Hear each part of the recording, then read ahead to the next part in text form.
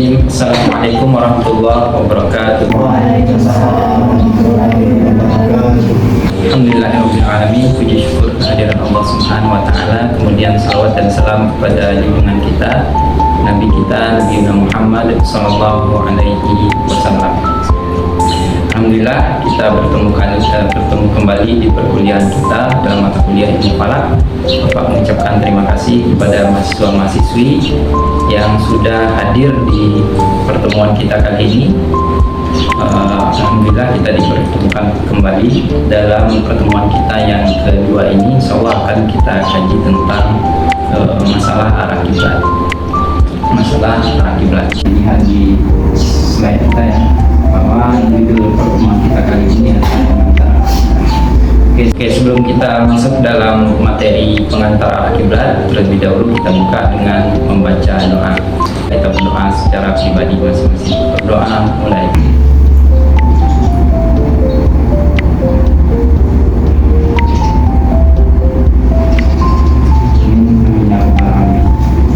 Mudah-mudahan dengan pembacaan doa tadi, materi kita hari ini bisa berjalan dengan lancar dan ada hal yang bisa kita ambil terkait dengan ilmu, khususnya berkaitan dengan pengantar arah kiblat tadi ini. Oke, mahasiswa-mahasiswi, untuk lebih jelasnya pertemuan kita kali ini ada beberapa hal yang kita inginkan dari materi kita kali ini.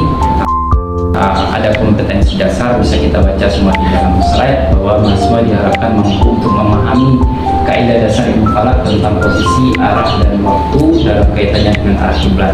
Nah, cakupan materinya adalah urgensi arah kiblat, akibat kesalahan arah kiblat, dan contoh masjid dengan arah kiblat yang salah. Jadi kira-kira ada 3 materi yang akan kita bahas dari pertemuan kita yang singkat kali ini. Nah, mudah-mudahan bisa kita sampaikan dalam waktu yang terbatas ini. Nah, sebelum Bapak masuk kepada materi selanjutnya, Bapak ingin bertanya, sudah selama ini kita melaksanakan sholat dan kita sudah mengetahui arah kiblat itu, kira-kira apa yang dimaksud dengan arah kiblat? Coba beberapa orang mahasiswa Bapak ingin dengar tanggapannya. Ada? Ya, silakan. Menurut kami, arah kiblat itu arah yang dipakai untuk menentukan kiblat sholat. Oke, arah yang dipakai untuk menentukan kiblat sholat. Ya, jadi secara sederhana jawabannya sudah oke ya. Jadi sudah bagus sekali jawabannya, karena umat Muslim selama ini mengetahui bahwa arah kiblat itu memang arah yang dituju dalam melaksanakan sholat. Tetapi kalau kita lebih rinci bahwa arah kiblat itu tidak hanya untuk sholat saja, tetapi juga mencakup ibadah-ibadah yang lain yang juga menggunakan arah kiblat sebagai syarat daripada yang tersebut. Nah, kalau kita lihat kaidah menghadap kiblat berkaitan dengan pertanyaan Bapak tadi, memang menghadap kiblat itu ada beberapa hal yang diterjemahkan oleh ulama kita. Yang pertama kiblat yakin, ada kiblat zon, ada kiblat ijtihad. Kiblat yakin adalah kiblat yang menjadi tujuan arah sholat bagi orang-orang yang bisa melihat Ka'bah secara langsung. Nah, itu kiblat disebut dengan kiblat yakin.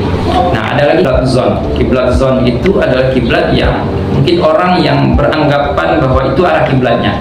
Bagaimana caranya? Mungkin orang bertanya kepada penduduk asli misalnya. Kita datang ke suatu tempat, Pak, ini arah kiblatnya di mana? Kita tanya dan kita mendapatkan arah kiblatnya. Oh, ke sana ternyata. Nah, itu yang disebut kiblat zon. Kiblat zon itu apa? Tidak pasti bahwa itu arah kiblatnya, tetapi kita mendapatkan dari sumber yang kedua atau sumber ketiga dan selanjutnya. Nah, itu yang disebut dengan kiblat zon. Dan yang terakhir adalah kiblat ijtihad. Nah, kiblat ijtihad inilah yang kemudian menjadi bahan yang berkaitan dengan materi kita hari ini. Kenapa Bapak katakan ini yang menjadi pokok bahasan kita? Karena kiblat ijtihad ini adalah kiblat yang didapatkan dengan cara ijtihad. Dengan cara apa? Ada metode yang akan kita pelajari, kemudian juga ada cara dan teknik tertentu untuk menentukan arah kiblat dengan cara-cara yang sudah disandarkan atau diajarkan oleh Rasulullah SAW dan juga kemudian diinterpretasi oleh ulama-ulama kita di zaman-zaman yang selanjutnya. Jadi arah kiblat itu apa? Ya, arah kiblat itu arah yang dituju untuk melaksanakan sebagian ibadah kaum muslimin. Bisa jadi sholat, kemudian tawaf, Tawaf di Ka'bah itu kita tidak mungkin bisa melaksanakan tawaf tanpa kita tahu kiblatnya di mana.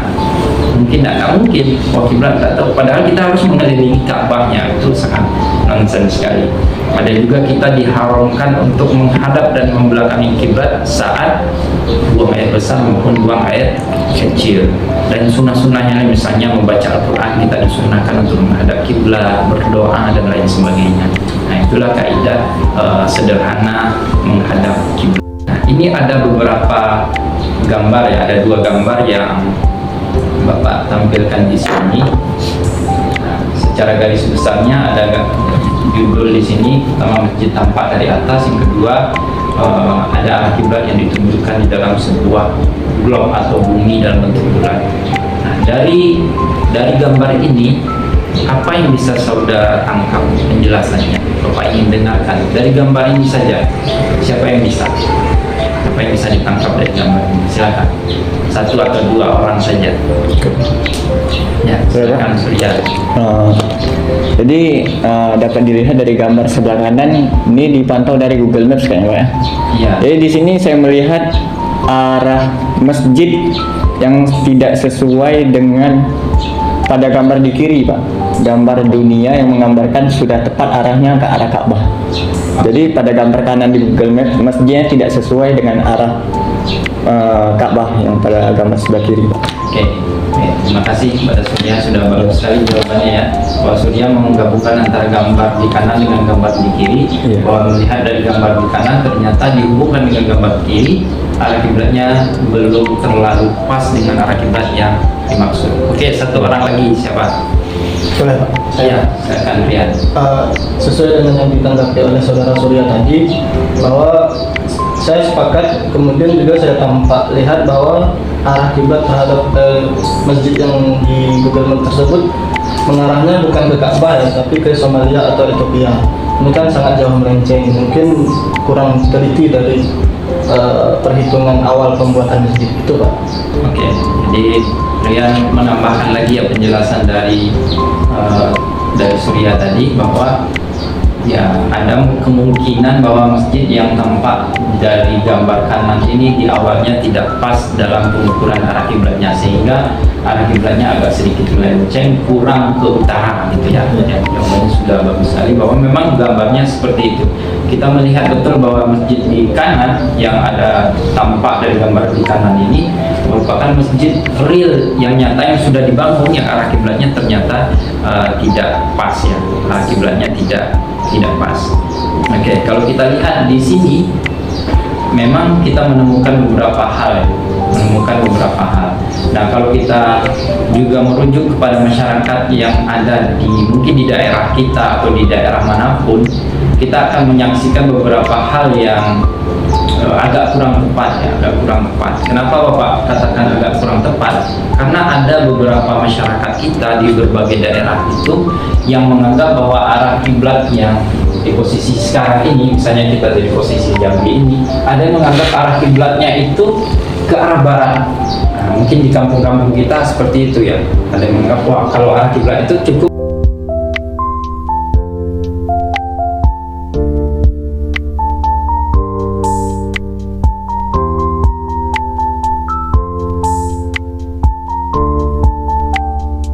tepat.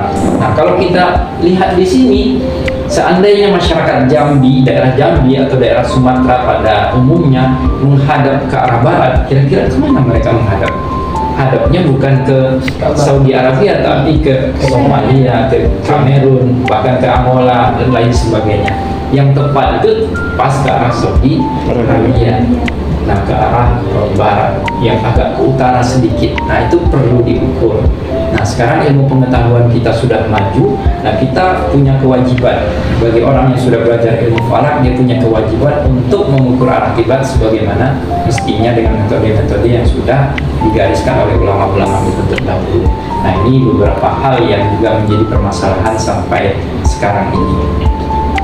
Nah, kemudian selanjutnya berkaitan dengan ilmu falak, ada permasalahan yang kita bicarakan tadi. Permasalahannya seperti apa? Arah kiblat di beberapa masjid, bahkan banyak masjid tidak cocok, melenceng sekian derajat, bahkan sangat melenceng sekali. Kalau ke arah barat itu kan bisa kita katakan dia tidak menghadap ke kiblat lagi, tidak menghadap ke Saudi Arabia atau bahkan ke Ka'bah, tapi sudah jauh sekali menghadap ke wilayah bagian dunia bagian yang lain, karena jarak kita dari Jambi ke Saudi Arabia atau ke Ka'bah itu sekitar 8 ribuan kilometer. Jadi kalau 1 derajat saja melenceng itu sudah 140 kilo kalau kita hitung. Itu sudah berapa jauh sudah keluar dari Ka'bah, kan itu cuma satu derajat saja.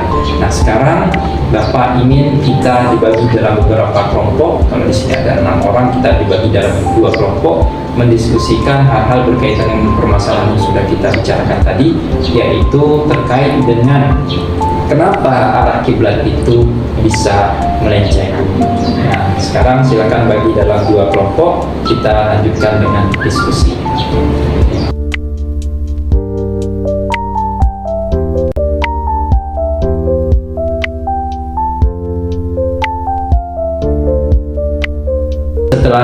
Setelah diskusi kelompok yang sudah kita laksanakan tadi, sekarang waktunya untuk presentasi hasil dari diskusi kalian tadi.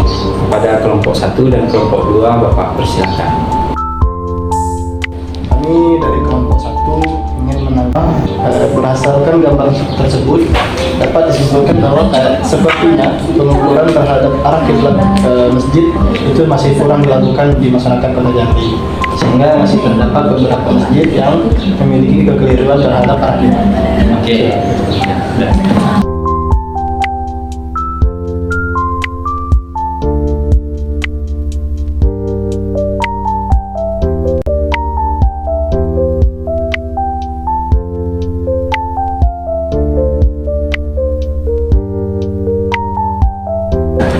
Oke, terima kasih Bapak ucapkan kepada kelompok 1 dan kelompok 2 yang sudah mempresentasikan hasil diskusinya masing-masing berkaitan dengan penyebab kesalahan arah kiblat mungkin di daerahnya masing-masing atau di tempat yang diketahui bahwa banyak terjadi kesalahan arah kiblat. Nah, sebelum kita melanjutkan pembahasan ke masalah kesalahan arah kiblat yang sudah didiskusikan tadi, Bapak memiliki satu buah skill terlebih dahulu yang bisa kita kerjakan. Dari di sini ada beberapa buah batang korek api yang membentuk angka ya.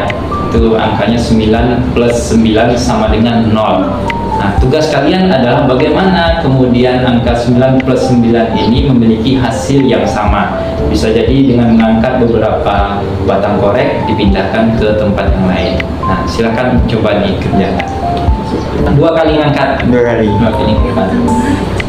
Itu kan kalau seharusnya 9 plus 9 hasilnya kan 18. Nah, ini kenapa bisa jadi 0? Angkat koreknya 2. Iya. Oke, 0 tambah 0 hasilnya 0. Oke, bagus. Berarti sudah dapat ya 2 kali angkat, dia hasilnya sudah sama. 0 tambah 0 sama dengan 0. Oke, tepuk tangan dulu. Jadi dalam waktu yang sangat singkat ini pertanyaannya bisa dijawab ya, 0 tambah 0 sama dengan 0. Yang tidak terpikirkan oleh orang lain mungkin dengan 0 tambah 0 sama. Masjid tidak menghadap kiblat. Nah, dari hasil diskusi yang sudah dipresentasikan tadi, Bapak sudah melihat jawaban dari mahasiswa-mahasiswi semua bahwa arah kiblat yang tidak tepat itu disebabkan oleh beberapa hal.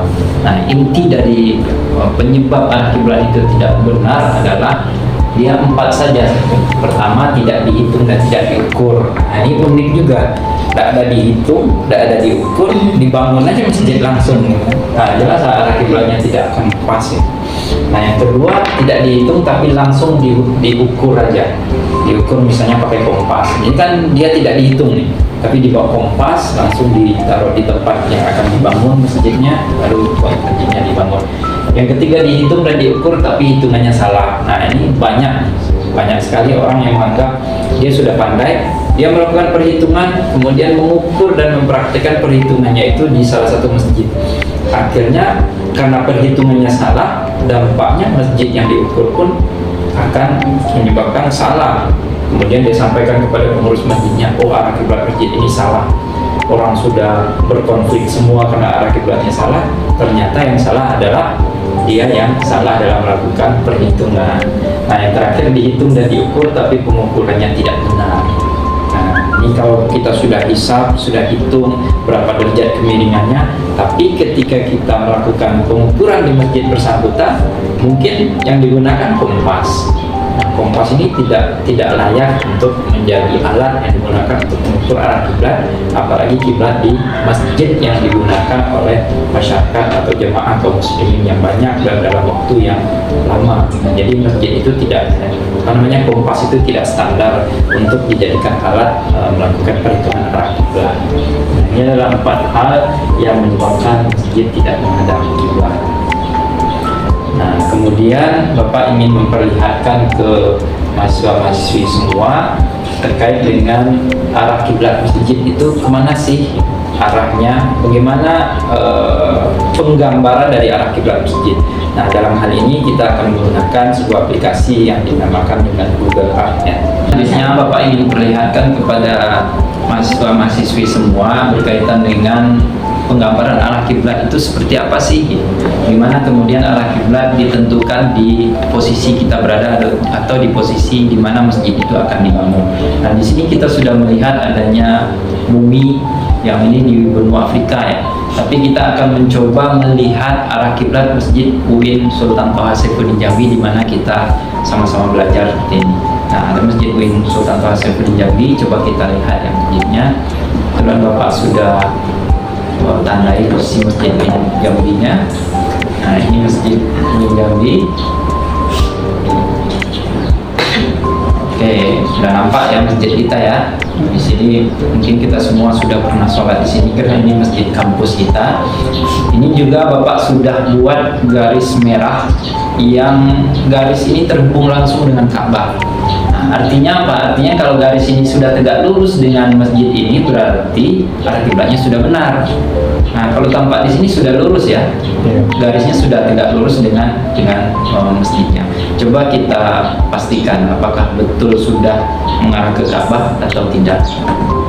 Nah, jadi dia akan menelusuri garisnya dan ya sudah langsung sampai di Ka'bah. Berarti dari sini bisa kita katakan bahwa masjid UIN Jambi itu, masjid As-Sahabah UIN Jambi, ya sudah sesuai arah kiblatnya karena sudah menghadap langsung ke arah Ka'bah. Di situ ada 2 garis dan kenapa ada 2 garis? Karena Bapak juga sudah ukur di masjid yang lain yang berbeda tempatnya dengan UIN Jambi. Nah, sebetulnya untuk mengukur kiblat secara sederhana di awal sebelum kita melakukan pengukuran, kita bisa langsung untuk melihat di Google Earth ini apakah masjidnya sudah menghadap kiblat atau belum gitu. Oke, mahasiswa-mahasiswi, setelah tadi ada beberapa hal yang sudah kita sampaikan berkaitan dengan arah kiblat. Nah, yang menjadi inti dari materi kita tadi itu adalah ada beberapa kesalahan dalam arah kiblat ya. Kesalahan dalam arah kiblat itu adalah kesalahan yang disebabkan oleh manusianya sendiri, yang melakukan pengukuran terhadap arah kiblat itu. Bisa jadi memang perhitungannya salah atau kemudian pengukurannya yang dilakukan dengan metode yang tidak benar, kemudian perhitungannya benar tapi pengukurannya salah, atau sebaliknya pengukurannya yang benar, perhitungannya yang salah. Jadi banyak sekali penyebab terjadinya kesalahan dalam arah kiblat itu sendiri. Nah, kira-kira dari materi kita yang singkat itu bisa dipahami atau tidak, Mas? Salah bisa dipahami ya. Nah, kalau ada pertanyaan bisa langsung disampaikan atau kemudian bisa kita lanjutkan di pertemuan kita selanjutnya. Kalau ada pertanyaan Bapak persilakan. Ada yang mau bertanya? Cukup ya? Cukup. Nah, berarti Bapak anggap sudah paham semua tentang materi kita hari ini. Nah, mudah-mudahan bermanfaat ya. Ada beberapa hal dan Bapak memberikan semacam tugas bagi kita bersama untuk melihat masjid di sekitar kita dengan menggunakan Google Earth tadi, apakah sudah sesuai atau belum. Jadi tugasnya adalah kita nanti lihat di Google Earth di laptop atau PC masing-masing, bisa jadi di HP atau di laptop, buka Google Earth, kemudian lihat masjid di sekitaran tempat tinggal kita dan dibuat garis seperti yang Bapak buat tadi, dan simpan videonya. Minggu depan akan kita diskusikan bersama. Oke, demikian pertemuan kita hari ini. Banyak maaf, akhirul kalam. Assalamualaikum warahmatullahi wabarakatuh. Waalaikumsalam.